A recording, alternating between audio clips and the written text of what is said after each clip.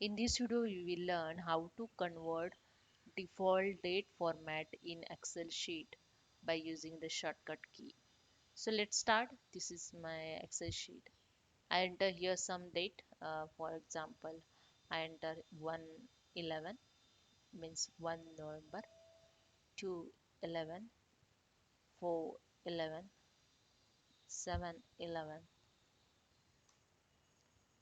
then 13, 13/11, 13/1, then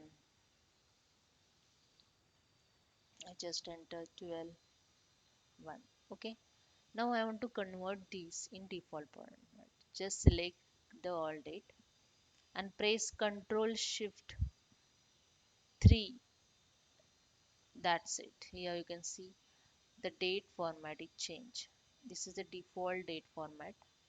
You just press Ctrl Shift and 3. That's it. Hope you understand. If you like this, please subscribe my channel. Thank you so much.